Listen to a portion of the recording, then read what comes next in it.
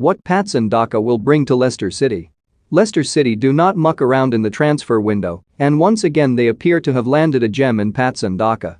A regular of the Premier League rumour mill for the past 12 months, his goalscoring record is incredible, comparable even with fellow Red Bull Salzburg graduate Erling Haaland. You have no doubt heard about Daka's scarcely believable goalscoring exploits, but what else has convinced Brendan Rodgers to part with £27 million for the striker?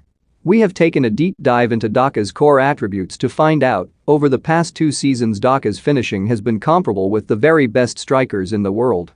No, that is not an exaggeration. During the 2019-20 campaign he scored 24 goals in just 21 starts.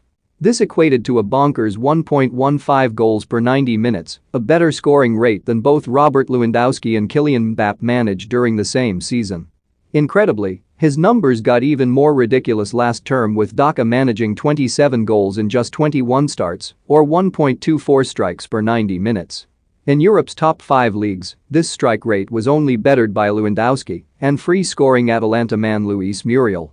What it is that makes Daka so lethal in front of goal? One of his most lethal weapons is his ability to score with either foot.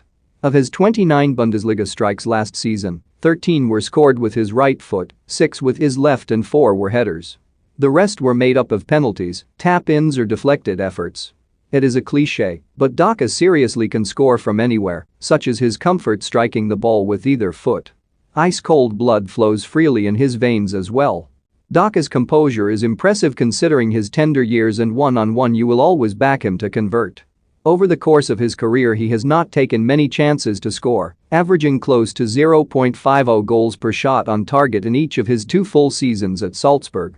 Of course, Daka's incredible finishing ability would be useless if he was not able to conjure up shooting opportunities regularly. He is able to do this thanks to his incredible movement off the ball.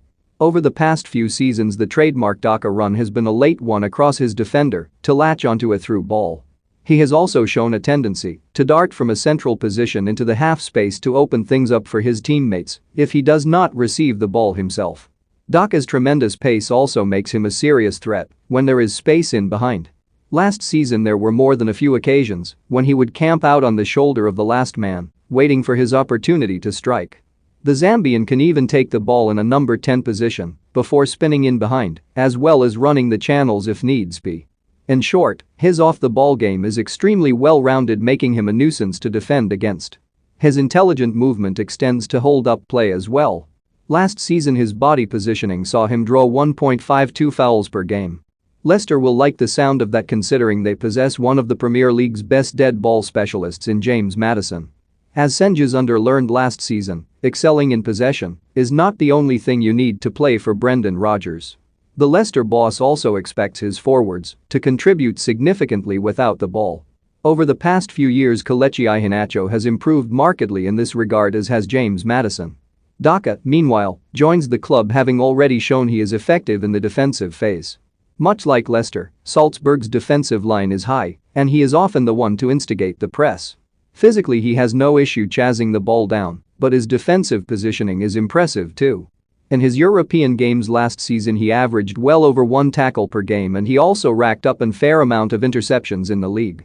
So far Daka's best performances have come in a 4-4-2 featuring 2 defensively minded central midfield players. This season he was mainly fielded alongside Karim Adeyemi, whose positional tendencies are not dissimilar from Iheanacho's. Generally speaking, Adeyemi was the one to drop slightly deeper and feed Daka with through balls, with the German ending the campaign with 9 assists. Iheanacho also looks to drop between the lines, suggesting that he and Daka could